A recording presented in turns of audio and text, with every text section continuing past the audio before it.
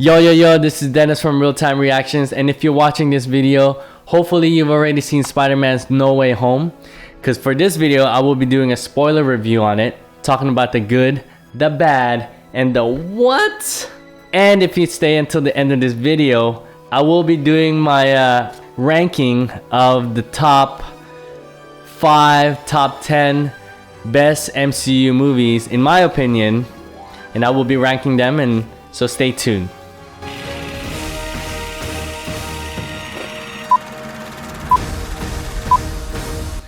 Alright, so before we start, like I said, this is gonna be a spoiler review, so if you haven't watched the movie yet, what are you doing here?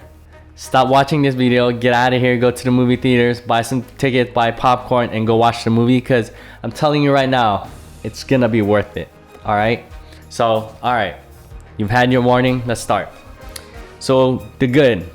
The good to me, just to start off, is the star-studded cast, right? So you have Tom Holland, Zendaya, you have William Dafoe, Alfred Molina, Jamie Foxx. So it's the star-studded cast, you know, and these are the obvious ones, right? And we're gonna get into some the crazy parts, but just with that cast alone, just to have this big cast and to bring all these characters from all the previous Spider-Man movies, these villains, it's just like that alone, I feel like they nailed it, right? They got everyone's attention, and that was the Sony side of things, where it's like, hey, this is Spider-Man, we're bringing in all the Spider-Man villains. But the part where is the Marvel part is this whole opening up this whole multiverse, right? Yes, you got the Spider-Verse, but also just at this point, anything's possible now, right? And I know the previous movies, they talk about multiverse, and in Endgame, them jumping to different timelines. Yes, all of that, but I just feel like now anything's possible. Any previous movies that they've had related to Marvel can be canon, right? All right, now let's talk about the bad, right? So with the good, there's always a bad. The movie is not perfect. To me, I felt like a lot of the issues was the CGI. I think they fell short.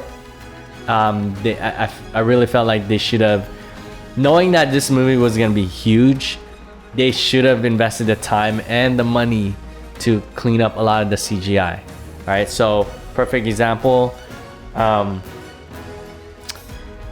The lizard, like, come on, it was so yes, we know it's CGI, but dude, they could have made it a little better. It looked really CGI, like they didn't put a lot of time on it, right? Obviously they probably invested a lot of time on Spider-Man and all the CGI on the fight scenes for that, right? But Sandman too, I mean, well, I guess like they probably didn't show his real face just because he probably doesn't look the same, probably aged a little bit. I know they did for the other guys, the other villains, like they kept it, right? So the CGI to me wasn't the best. All right, so now let's talk about the best part of the movie, the what, the come on, man. And to me, obviously, and this is probably everyone agrees with me on this, but it's the bringing in Andrew Garfield and Tobey Maguire in the movie, right?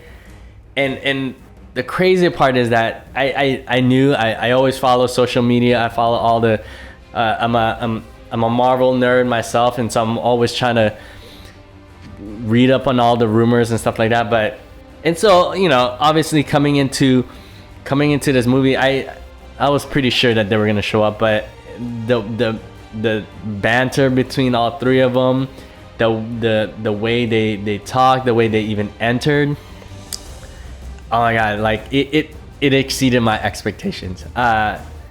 And when you talk about Sony and Marvel fulfilling that fan service, they exceeded it.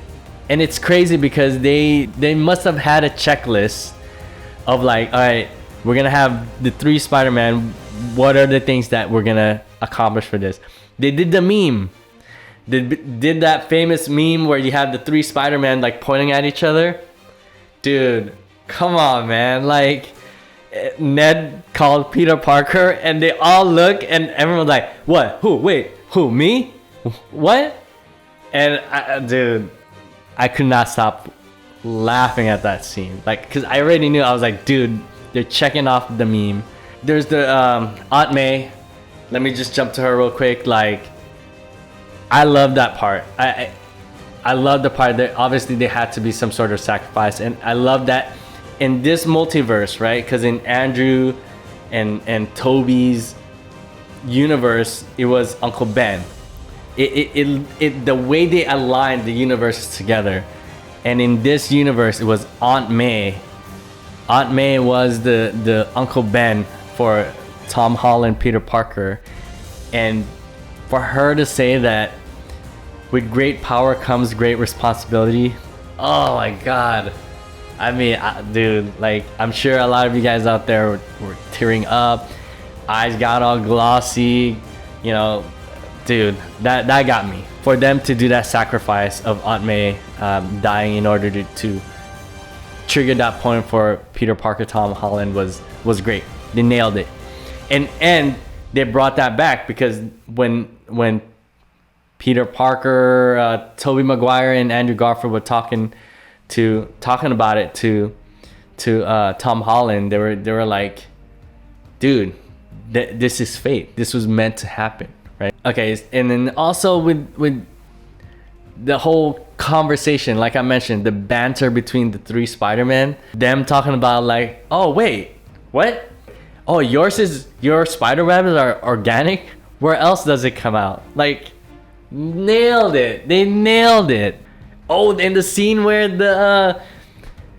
where Zendaya was like, hey, prove to me you're Spider-Man, Andrew Garfield, Peter Parker, like, and he hung there like, this is not good enough. I want you to crawl on the ceiling. Like, dude, that was so good. That was so good. It wasn't just bringing in Andrew Garfield and Tobey Maguire for that fan service. Like, they had a role in it. They had a role in helping Tom Holland, Peter Parker, get through his demons, right? Because all the previous Spider-Man killed someone, and he was the Tom Holland. It was supposed to be, like I said, the universes were parallel, and he was bound. Obviously, like, William Dafoe killed Aunt May, and he wanted to kill him. And the fact that Tobey Maguire came in and stopped him was like, I'm glad they did that. I'm glad they made it so that part of the Tom Holland Peter Parker stayed. Like, he didn't kill anyone. All right, so now that I mentioned all 3, let's do the ranking. All right, and I'm just talking about ranking top MCU movies. I'm not including the Disney Plus. I'm just talking about MCU movies, and I'm not including the Sony movies, Marvel movies either. We're just talking about MCU, right? In my opinion, Spider-Man No Way Home, best Spider-Man movie ever. All right, hands down. And makes sense. Hopefully it makes sense. But that's my opinion. Spider-Man No Way Home, hands down, the best. MCU top 10 best MCU movies of all time. Spider-Man No Way Home, easy top 10. It's on there. I created a list here, so I'll talk about it in a little bit. So now let's talk about top 5. Okay, top 5. Now top 5 was challenging because, oh my gosh, there's so many good things. And my opinion, number 1, Iron Man 1. To me, that will always be there. To me, it's the movie that started everything. Yes, they had Sony Spider-Man. Those were great. But in terms of the MCU movie, Iron Man 1, it started everything. It's the movie that started it all, right? It's the movie that made me an Iron Man fan. Number 2, the first Avengers movie. Come on, man. Like, it's the one that, the first movie, team up movie, everyone brought together. I mean, to me, that's my number 2 in my opinion. Number 3 is Captain America Civil War. because that was the first time Spider-Man showed up in the Civil War, or in the MCU, I'm sorry. I remember watching that trailer and at work, and when I played it in the end where Spider-Man just showed up, like, dude, my mind was blown. I didn't think that was gonna be possible, but they did it.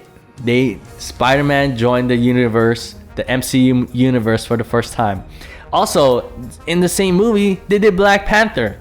So those three, I don't think anything can knock those off.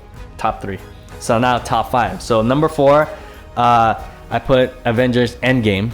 It's like Spider-Man No Way Home. It was the end game to 10 years of this MCU, all the different phases and everything that Marvel went through the last 10 years. And that movie, I mean, the storyline on it was good too, right? The time jumps that they brought, it was the team up, you got your sacrifices, in the end, you got you have your final battle, you have Captain America holding Thor's hammer.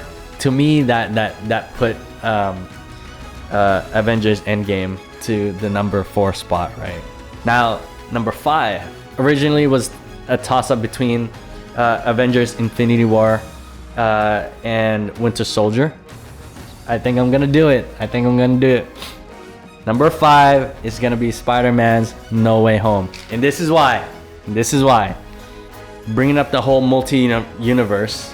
We've had multiverse in Loki, the show Loki and all that, but the fact that now even non-MCU produced shows can be fair game. Like, they showed Charlie Cox in Daredevil in the movie.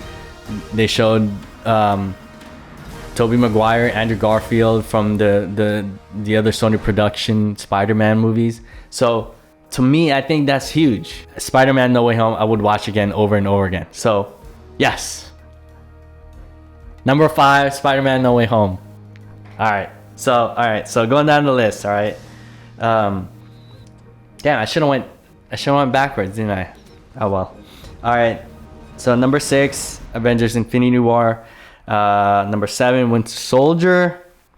Now the 8, 9, and 10 spots, I feel like it's interchangeable. They're all equally good in my eyes. So 8, 9, 10, I've got Guardians of the Galaxy, Thor Ragnarok. Number 10 is Black Panther. All right, so what do you guys think? What do you guys think of the movie?